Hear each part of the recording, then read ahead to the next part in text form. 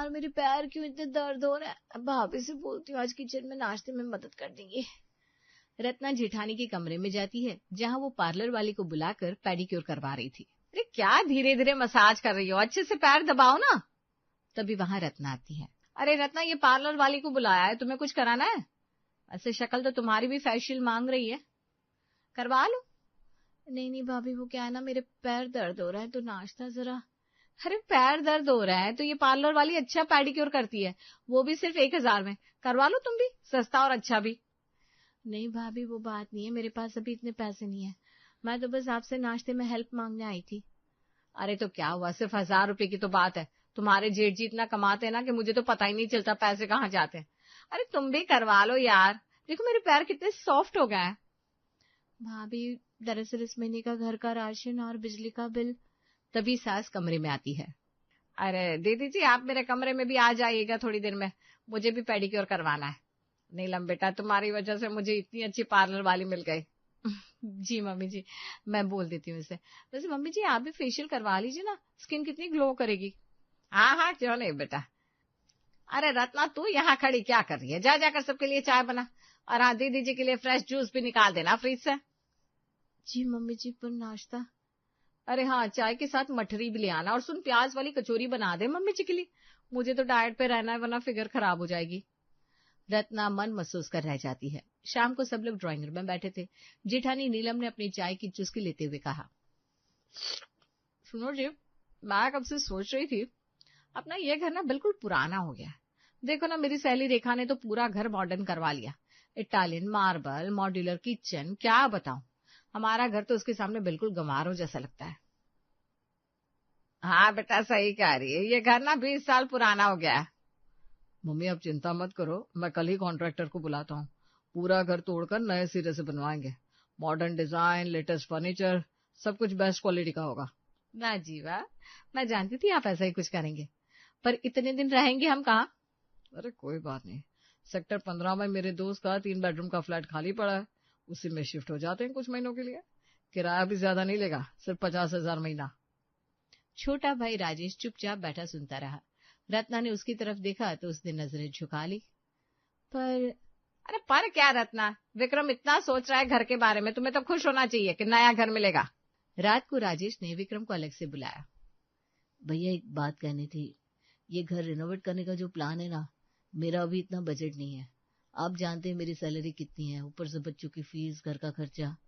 अरे राजेश, तू क्यों चिंता करता है, धीरे धीरे पैसे दे देना, कोई जल्दी नहीं है। आखिर अपना ही घर है, अपने ही बाप का। अभी अपनी तरफ से मैं पैसे लगा देता हूँ, तो जब हो जाए तो दे देना। पर भैया इतना बड़ा खर्चा। अरे छोड़ ये सब, कल कॉन्ट्रैक्टर आ रहा है, हम प्लान फाइनल कर लेंगे। दरवाजे के पीछे जिठानी नीलम सब सुन रही थी, वो तुरंत अंदर आई।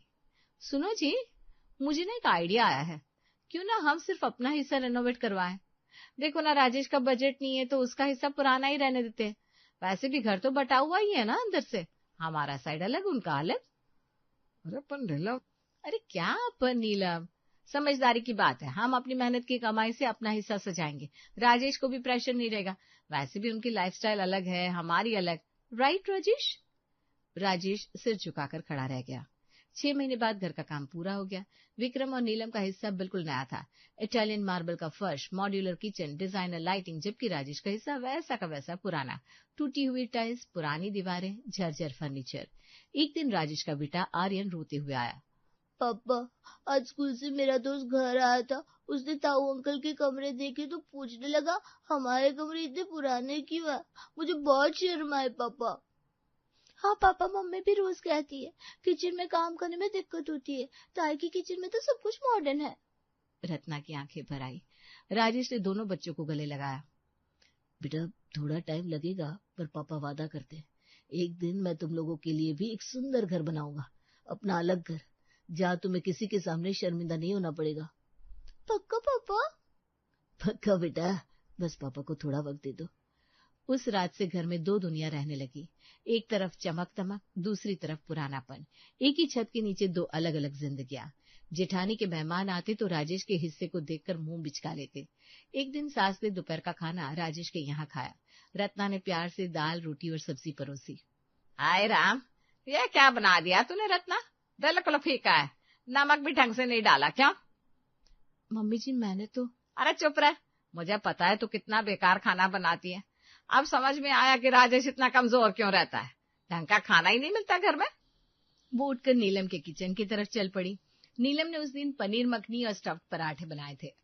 वाह नीलम बेटा, क्या खुशबू आ रही है। यह हुई ना असली खाने की बात। अरे देखो रत्ना, कुछ सीखो अपनी जेठानी से। मम्मी जी आप बैठिए ना, आज मैंने खीर भी बनाई है। आपको पता है ना मुझे कितना पसंद है आपके लिए स्पेशल बनाना।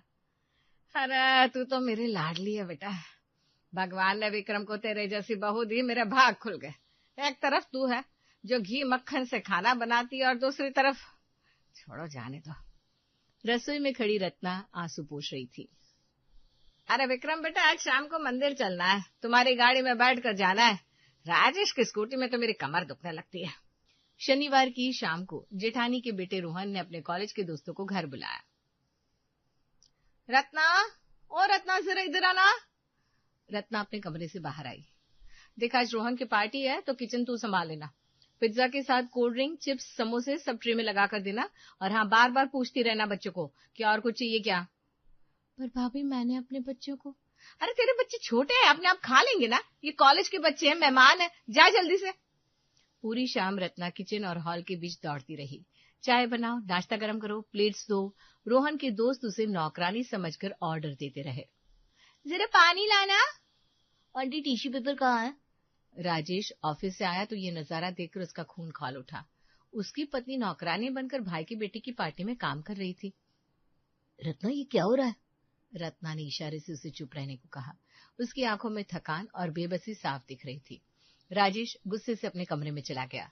रात को राजेश ने दरवाजा बंद करके रत्ना से कहा, तुमने अपनी इज्जत बेच दी है क्या?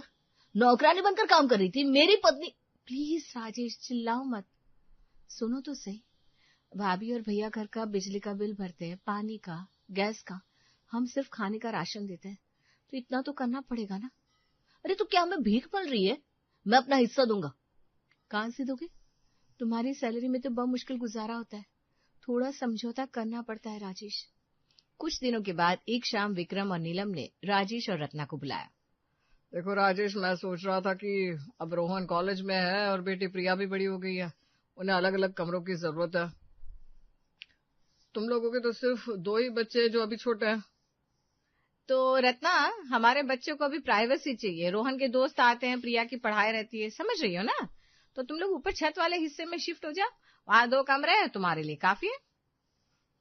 पर भैया वो तो अटारी जैसा है, गर्मी में भट्टी बन जाता है वहां, बारिश में छत भी टपकती है। अरे तो क्या हुआ, थोड़ा रिपेयर करवा लेंगे, पंखा लगवा देंगे। देखो राजेश, मैं अपने बच्चों का भविष्य सोच रहा हूँ। और वैसे भी रत्ना, तुम तो वैसे भी पूरा दिन नीचे ही रहती हो किचन में, तुम्हें क्या फर्क पड़ेगा, रात को सोने ही तो जाना है ऊपर। सास भी बोल पड़ी। हाँ राजेश, विक्रम सही कह रहा है, बड़े बच्चों को जगह चाहिए, तुम्हारे तो अभी छोटे हैं, एडजस्ट कर लेंगे। रत्ना ने राजेश का हाथ पकड़ा। उसकी आंखों में गुस्सा और बेबसी दोनों थी। मुझे सोचने का वक्त चाहिए। सोचने में क्या है, अगले हफ्ते हो जाओ शिफ्ट। अगले हफ्ते राजेश का परिवार ऊपर शिफ्ट हो गया। जैसे ही वो ऊपर पहुंचे सबके चेहरे उतर गए। हे भगवान, ये तो रहने लायक ही नहीं है। दीवारों पर सीलन के निशान थे, छत से पानी टपकने के दाग दिख रहे थे, एक कोने में मकड़ी के जाले लगे थे, खिड़कियां टूटी हुई थी और बाथरूम की हालत तो और भी खराब। पापा यहाँ तो बहुत गर्मी है, पंखा भी ढंग से नहीं चल रहा। मामा मुझे डर लग रहा है, नीचे वाला कमरा कितना अच्छा था। रात में मच्छरों का आतंक शुरू हुआ। गर्मी इतनी थी कि सांस लेना मुश्किल हो रहा था। राजेश ने पंखे की स्पीड बढ़ाई तो वो चरचराने लगा। कैसे रहेंगे हम यहाँ राजेश, बच्चों की पढ़ाई कैसे होगी इस गर्मी में। अगली सुबह बारिश हुई तो छत से 3 जगह से पानी टपकने लगा। रत्ना बर्तन रखती रही। मम्मा मेरी किताबें भीग गई। पापा रोहन भैया के पास तो एसी है, हमारे पास तो छत भी सही नहीं है। राजेश बेबस होकर बैठ गया, उसके हाथ कांप रहे थे। बस कुछ महीने बेटा, पापा कुछ करेगा। अगले दिन रत्ना ने हिम्मत जुटाई और नीचे विक्रम से बात करने गई। वो उनके कमरे के दरवाजे के पास पहुंची तो अंदर से आवाजें आई। देखो नीलम, राजेश ने पिछले साल मुझसे 1.5 लाख रुपए उधार लिए थे बच्चों के स्कूल के एडमिशन के लिए, अभी तक 1 पैसा नहीं लौटाया। अरे वाह, और हम लोग इन्हें नीचे का हिस्सा दे दे। सुनो जी, मम्मी जी ने भी बताया था कि राजेश की पढ़ाई में कितने पैसे लगे थे। इंजीनियरिंग की फीस, हॉस्टल, सब कुछ आपने ही तो भरा था। हाँ, करीब 5 लाख तो उसकी पढ़ाई में चले गए होंगे। पापा जिंदा थे तो फिर हम उनसे क्या उम्मीद करें? घर का किराया भी तो हमने ही भरा था जब घर बन रहा था। राजेश ने क्या दिया? बस नाम मात्र का राशन। सही कह रही हो, इसीलिए मैंने उन्हें ऊपर शिफ्ट करने को कहा। हमने इतना किया उनके लिए, थोड़ा एडजस्ट तो कर ही सकते। रत्ना के पैर जैसे जमीन में गड़ गए। उसके मुंह से एक शब्द नहीं निकला। वो चुपचाप वापस ऊपर आ गई। राजेश ने पूछा, क्या हुआ, बात की? रत्ना ने सिर हिलाया। कुछ नहीं, जाने दो। रत्ना ऊपर आई तो अपने आप को रोक नहीं पाई। उसने राजेश को कसकर पकड़ लिया और फूट फूट कर रोने लगी। राजेश, मैं नहीं रह सकती यहाँ, ये जिल्लत, ये तौहीन। प्लीज रत्ना, संभालो अपने आप को, मैं कुछ करूंगा कसम से। तभी नीचे से सास की आवाज आई, रत्ना, रत्ना कहाँ मर गई? नीचे आ जल्दी। रत्ना ने आंसू पोंछे और नीचे गई। इतनी देर लगा दी? आज शाम को पूजा है घर में, तू सफाई कर दे पूरे घर की, और हाँ, प्रसाद भी बना देना। मैं नीलम के साथ मंदिर जा रही हूँ। पर मम्मी जी, मेरी तबीयत। अरे तबीयत ठीक नहीं है तो आराम क्यों कर रही थी ऊपर? है, चल जल्दी लग जा काम पे। ड्राइंग रूम में जेठानी नीलम सोफे पर आराम से लेटी मैगजीन पढ़ रही थी, पैरों के नीचे कुशन लगाए। शाम को पूजा घर आई। पापा, कल स्कूल से पिकनिक है, 2000 रुपए चाहिए। आर्यन भी बोला, हाँ पापा, मुझे जूते चाहिए, पुराने फट गए। राजेश की जेब में सिर्फ 500 रुपए थे। तभी बाहर तेज आवाज आई। रोहन नई शाइनी बाइक लेकर आया। मम्मा देखो, पापा ने ड्यूक 250 दिलवा दी, 2 लाख की है। वाह बेटा, मेरा शेर। विक्रम जी, आप भी ना इतना प्यार करते हैं बच्चे से। पूजा और आर्यन खिड़की से देख रहे थे। उनकी आंखों में सवाल थे। कुछ दिनों बाद रात को अचानक सास को तेज बुखार आ गया। उनकी हालत बिगड़ने लगी। भैया, मम्मी की तबीयत बहुत खराब है, डॉक्टर को बुलाना पड़ेगा। विक्रम घबराकर उठा और डॉक्टर को फोन किया। डॉक्टर ने आकर चेकअप किया। इन्हें वायरल इन्फेक्शन है, पूरा आराम चाहिए और हर 2 घंटे में दवाई देनी होगी। किसी को इनके पास रहना पड़ेगा। हाय भगवान, मैं नहीं जाग सकती रात पर। मुझे अच्छी नींद चाहिए, वरना मेरा सिर दर्द शुरू हो जाता है। मैं रह जाती हूँ मम्मी जी के पास। उस रात से रत्ना ने सास की पूरी सेवा शुरू कर दी। हर 2 घंटे में दवाई देना, माथे पर पट्टी रखना, खाना खिलाना, कपड़े बदलना, सब कुछ। जेठानी नीलम अपने एसी कमरे में आराम से सोती रही। तीसरी रात सास ने कमजोर आवाज में कहा, रत्ना बेटा, पानी पिला दे। रत्ना ने प्यार से पानी पिलाया और माथा सहलाया। बेटा तू थक गई होगी, नीलम को बुला दे। अब चिंता मत करो मम्मी जी, मैं हूं ना, भाभी को आराम करने दो। 5वें दिन सास की तबीयत सुधरने लगी। सुबह जेठानी नीलम फ्रेश होकर आई। मम्मी जी कैसी हैं आप? अरे रत्ना, तू यहीं सो गई क्या? देख तेरी शक्ल कैसी होगी। तू भी आराम कर रही थी ना, फिर शक्ल क्यों बनी हुई है? रत्ना सास की ओर देखती है और वहां से चली जाती है। सास के ठीक होने के बाद से जेठानी नीलम का रवैया बदलने लगा। एक दिन सास ने कहा, नीलम बेटा, मुझे चाय तो बना दे जरा। मम्मी जी, अभी तो मैं नेल पॉलिश लगा रही हूँ। रत्ना को बुलवा लूं ना? अरे पर बेटा, रत्ना ऊपर है, पास में तो तू ही है ना। तो क्या हुआ, अब खुद बना लो, अब बीमार नहीं हो। सास चुपचाप उठकर खुद चाय बनाने चली गई। अगले दिन सास अपने कमरे में साफ सफाई कर रही थी। मम्मी जी जरा धीरे आवाज करो, मुझे सिर दर्द हो रहा है। अरे यहाँ आपका कमरा इतना अस्त व्यस्त रहता है, मेरे मेहमान आते हैं तो शर्म आती है। पर बेटा, और सुनो, अब से आप डाइनिंग टेबल पर मत खाया करो। आपकी वजह से टेबल कितनी गंदी हो जाती है, रसोई में खा लिया करो। विक्रम वहीं बैठा अखबार पढ़ रहा था पर कुछ नहीं बोला। एक दिन सास ने अपनी सहेली को घर बुलाया तो जेठानी नीलम बोली, मम्मी जी मेरे मेहमान आने वाले हैं शाम को, आप अपनी सहेली को कल बुला लेना, आज नहीं। सास की आंखें भर आई। रत्ना ने ये सब देखा तो उससे रहा नहीं गया। भाभी, मम्मी जी से ऐसे क्यों बात कर रही है? तुम अपना काम करो, घर चलाने के लिए थोड़ी सख्ती जरूरी होती है, तुम नहीं समझोगी, जाओ। एक शाम आर्यन और पूजा नीचे हॉल में खेल रहे थे। गलती से आर्यन की बॉल जेठानी के नए शो पीस पर लग गई। अबे ओए, अंधा है क्या, देख कर नहीं खेल सकता? तेरी माँ ने सिखाया नहीं तमीज? सॉरी आंटी, गलती से। अरे चुप रह, तुम दोनों ऊपर जाओ और अपने उस टूटे फूटे कमरे में रहो, यहाँ नीचे मत आया करो, समझे? गरीबों के बच्चे, महंगी चीजों की कदर ही नहीं पता। आर्यन की आंखों में आंसू आ गए। तभी राजेश ऑफिस से आया और सब सुन लिया। नीलम भाभी, ये क्या तरीका है बच्चों से बात करने का? तुम्हारे बच्चों ने मेरा शो पीस तोड़ दिया, 2000 का था। अरे तो दे दूंगा मैं पैसे। पर इन बच्चों से ऐसे बात करने का हक आपको किसने दिया? अरे क्या हो रहा है यहाँ? राजेश, आवाज क्यों ऊंची कर रहा है? भैया, आपकी पत्नी मेरे बच्चों को गरीब बोल रही है अपने ही घर में। तो क्या गलत कहा?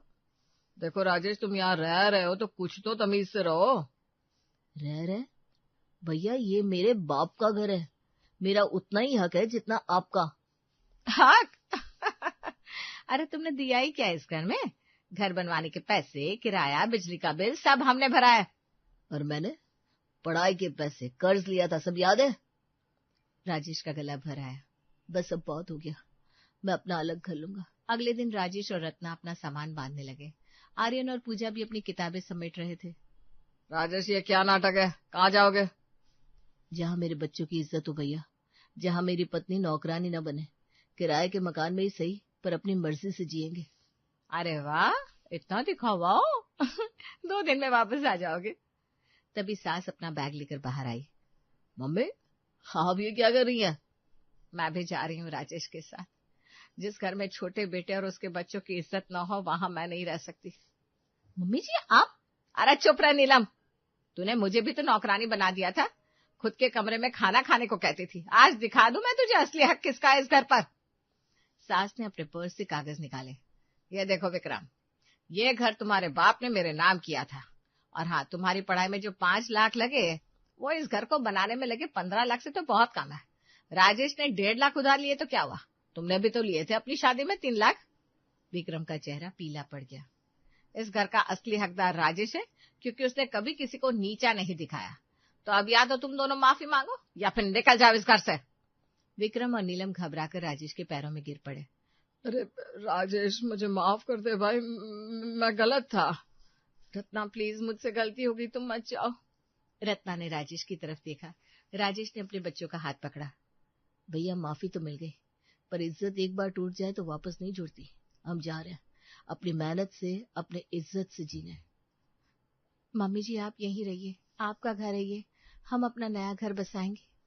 राजेश परिवार के साथ बाहर निकल गया। पीछे मुड़कर भी नहीं देखा। उसकी आंखों में आंसू नहीं, हिम्मत थी। रत्ना ने उसका हाथ कसकर पकड़ा। पापा, हम कहाँ जाएंगे? बेटा, जहाँ हमारी अपनी इज्जत हो, भले घर छोटा हो पर अपना हो। विक्रम और नीलम दरवाजे पर खड़े देखते रह गए। सास ने अंदर जाकर दरवाजा बंद कर लिया।